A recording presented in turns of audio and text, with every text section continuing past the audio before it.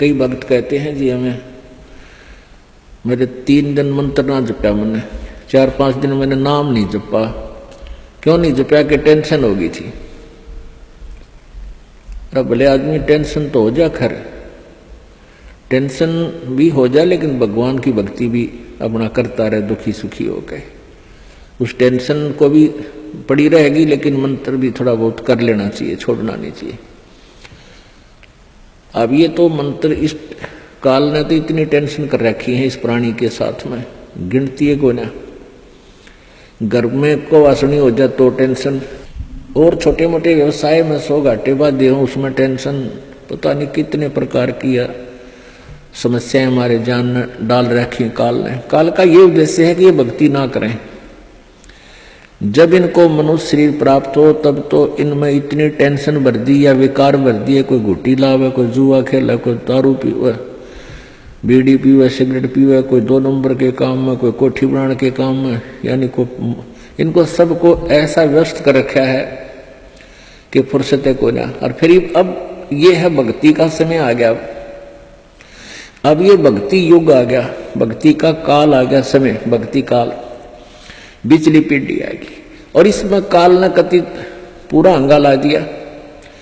ऐसे ये टेक्निकल जो ना ऐसे बना दिए इलेक्ट्रॉनिक इंस्ट्रूमेंट, जैसे mobile phone, TV, satellite, internet, कि ये जीव जब भी आंख खुले रात में या तो मोबाइल में बकवास देख ले, या सामने टीवी रिमोट से ऑन, उठ कर भी ना जाना, रजाई में पड़ा पड़ा ऑन कर ले, उसमें नाचने गाने बकवास सुन ले। यानी भक्ति से कोसों दूर रहे ये प्राणी।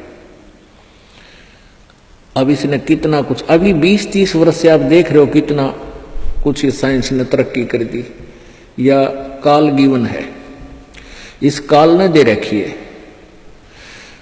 और परमात्मा ने भी ये समय इसलिए चुना था कि अब ये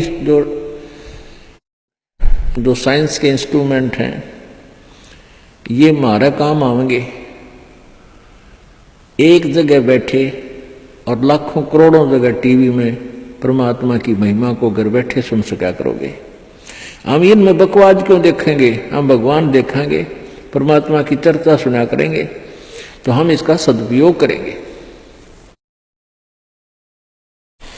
तो पुण्यात्माओं, ये परमेश्वर कहते हैं जिन हर जैसा सुमरिया अर्ता को तैसा लाभ, ओसा प्यास न भाग ही जब लग दसैनी आब। जिन्होंने जैसी भी भगवान की भक्ति की है उनको उतना ही लाभ अवश्य मिलेगा। और ओस पीने से प्यास नहीं बुझती, ओस चाटने से प्यास नहीं बुझती। प्यास बुझेगी गट गट गिलास पीने पानी के गिलास पिया जब प्यास बुझेगी। तो हम पहले क्या करते थे, दान धर्म कितना करते थे, 2 रुपये चढ़ा दिए को 5 मुश्किल थे, 10 चढ़ा दिए तो बड़े खुश होया करते थे। या 100 रुपये का प्रसाद बांट दिया हनुमान जी के मंगलवार ने, तो ये हमारी पूजाएं थी। तो ये तो हम ओस चाट रहे थे। और अब आप देख रहे हो पाठ के पाठ करवाए जा रहे हैं, भगवान के हवन के लिए जोत के पैसे, जो जोत का घी दान किया जा रहा है, ये गिलास के गिलास पिए जा रहे हैं और इनसे प्यास बुझेगी। कोई पाठ करवा रहा है, कोई वैसे गुप्त दान, खूब वैसे दान दे रहे हैं, तो ये गिलास के गिलास पानी के पिए जा रहे हैं, इनसे प्यास बुझेगी, इनसे आपको पूर्ण लाभ होगा। और सतभक्ति मंत्र करेंगे, आजीवन मर्यादा बढ़ेगी। अब ये टेंशन तो काल ने या पैदा कर रखी है कि भक्ति ना कर सके, लेकिन इन टेंशनों में ही आपने भक्ति करनी पड़ेगी। चाहे रो के करो, चाहे खुश होकर कर लो, दुखी होकर कर लो।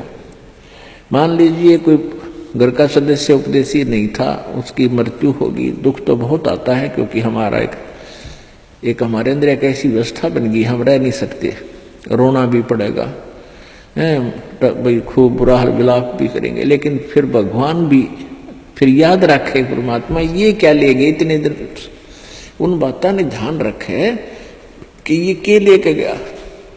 अगर हम ये भक्ति कर रहा होता परमात्मा इसको जीवन दान भी देता है, इसकी आयु भी बढ़ा देता है यदि सत भक्ति करता है।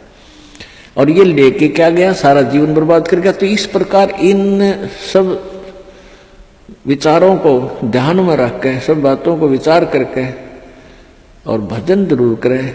चाहे याद तो बहुत आते हैं, मृत्यु को प्राप्त हो जाते हैं जो साथी परिवारजन, लेकिन भगवान भी रो रो के मालिक ने भी याद रखे, मतलब भूला नहीं भगवान को। और भी कई प्रकार की टेंशन हो जाती है, किसी प्रकार की कई चिंताएं होती हैं, लेकिन चिंताएं तो हैं, चिंता भी नाम से ही समाप्त होंगी और परमात्मा की भक्ति तक करनी पड़ेगी, इन चिंताओं में करनी पड़ेगी। एक समय एक दरोगा जी जून के महीने में यानी गर्मी के मौसम में घोड़ी पर सवार होकर जा रहा था किसी दूसरे गांव में। रास्ते में किसान ने रहट जोड़ रखा था, रहट, हरहट। वो रहट क्या होता था कि उसमें एक पुली होती थी लोहे की, उस पुली के ऊपर के ऐसे एक चैन डाल दी जाती थी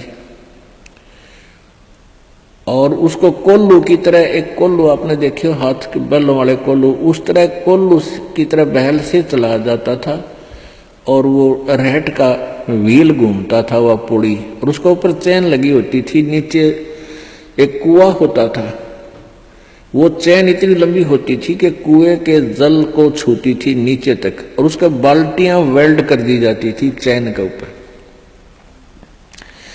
और वो बैल से बैलों को घुमा जाता था कोल्लू की तरह, तो वो व्हील घूमता था, वो पुड़ी घूमती थी, वह चैन साथ में घूमती थी और नीचे से पानी आकर के खेतों में डलता था और खाली बाल्टियां वापस चली जाती थी और भरी बाल्टियां चैन के साथ ऊपर आती थी, ऐसे चलती थी। तब वो पानी खेतों में सिंचाई के काम आता था। तो किसान की घोड़ी को प्यास लगी, किसान को भी प्यास लगी। उसने देखा कि सामने रहट चल रहा है और पानी पीवेंगे, घोड़ी को भी पिलाएंगे। अब जो ही उस घोड़ी को निकट लाया वो दरोगा यानी वैसे तो रहट के अंदर से आवाज आया करती थी, वैसे जुगाड़ होया करते थे। वो व्हील व्याल चढ़ा रखे थे, वो चर चू करके वह काफी जोर की आवाज आती थी उससे। वह घोड़ी उस चरचू ने सुनकर, चींचू ने सुनकर, और वह फड़क गई, 1 किला दूर जाके डटी। दरोगा जी गुस्से में हो गए, करे किसान या चू चू बंद कर दे भाई, ची चू बंद कर दे, मेरी घोड़ी डर रही है, मैंने पानी पीना और पिलाना है। अब किसान ने वो बैल रोक दिए, जो बैल चल रहे थे, कोल्लू को सा फिरा रहे थे, उससे वो चलने से आवाज आ रही थी, पानी भी आ रहा था। तो किसान ने वह बैल रोक दिया, तो पानी आना, जल आना भी बंद हो गया और आगे जल सीधा खेत में जा रहा था। खेत में जल साथ साथ, वह जमीन प्यासी थी, पी रही थी। जल घोड़ी के पीने योग्य एकत्रित नहीं रहा, घोड़ी निकट आई, जल था नहीं। दरोगा जी ने कहा कि एक किसान जल निकाल। उसने फिर बैल का डंडा मार दिया, बैल चला तो चू ची चू, फिर वही घोड़ी फिर भागी। वो किसान को उसने कहा, दरोगा ने गया चू चू बंद करवा, ची चू बंद कर। उसने फिर बैल रोक दिया, वो फिर घोड़ी लिया, पानी पाया नहीं। तब वो किसान बोला, दरोगा जी इस ची चू में पी गए तो पी गए ना, दोनों मरोगे तुम। तो ये ची चू में ही पीना पड़ेगा ये जल, राम नाम का भाई। जब राम नाम बंद कर दिया तो भक्ति गई, वह चू चू तो फिर फायदा क्या हुआ, वह टेंशन तो सहे से भक्ति और बर्बाद होगी। तो इस ची चू में पानी पीना पड़ेगा, जल पीना पड़ेगा भाई, हिम्मत रखो और एक दिन परमात्मा ऐसी कृपा करेगा या ची चू भी बंद हो जाएगी, क्योंकि परमात्मा के नाम से सब दुख दूर होते हैं। कबीर 5 पहर धन दे गया और 3 पहर रया सोए, एक पैर हरि ना भजा फिर मुक्ति कहां से होए। 8 पहर 24 घंटे को 8 पहर में, पहले 8 पहर होती थी 24 घंटे की। अब परमात्मा कहते हैं तो एक पैर में 8, एक पैर में 3 घंटे हो गए। तो परमात्मा कबीर जी ये बताना चाहते हैं कि 3 पैर तन धंधा करया 15 घंटे, 5 पैर तो 3 पैर तो सो गया, यानी एक दिन रात टोटल पूरा कर दिया। और एक पैर हरि ना बजा, 3 घंटे भी भगवान को नहीं दिए तूने।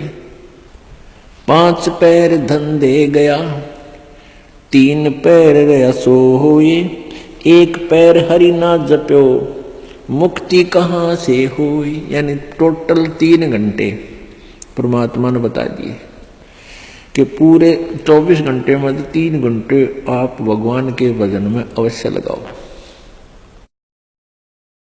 और उनका ये नहीं है कि स्पेशल एक जगह बैठ के लगा लो, बहुत समय होता अपने पास। जैसे आप जी कोई मजदूरी के लिए जाते हो, घर से वहां तक घंटा एक लगे, मालिक का सिमरण करता जा। बस में बैठकर जा रहे हो कहीं काम, बस वहां भक्ति करे। खेतों में जा रहे हो, खेतों से घर से लेकर वहां तक जो खूब भक्ति करे, अपना मंत्र ने याद रखे। और बहुत से ऐसे कार्य हैं जो काम करते करते भी हम भगवान की भक्ति कर सकते हैं। जैसे खेत में आली हल जोतता है, हमने देखे पहले ही आली में लक्ष्मी चंद की रागनी गाए जाते, हल भी जोड़े जाते। तो आप भगवान की भक्ति भी करे, कभी आरती करने लग जाए, कभी भगवान की वाणी बोलने लग जाए, कोई फिल्मी गाने गावे है, कोई और बकवास सोच रहा है। तो इस प्रकार हमने अपना सुमरण में 3 घंटे का समय निकालना चाहिए। जैसे सुबह का नित्यनेम आध पौना घंटा लगता है, 15 मिनट की असुर निकंदरमणि 1 घंटा तो हो गया। आध 35 मिनट की आरती होती है, 1.5 घंटा, बाकी 1.5 घंटा आपका सिमरण भी हो जाए ना। सिमरण आध घंटा मंत्र, 1 घंटे का श्वास का सिमरण। तो इतना भी आप कंटिन्यू कर लोगे तो भी आपका बेड़ा पार हो जाएगा। ये सत्कर्म मान लीजिए।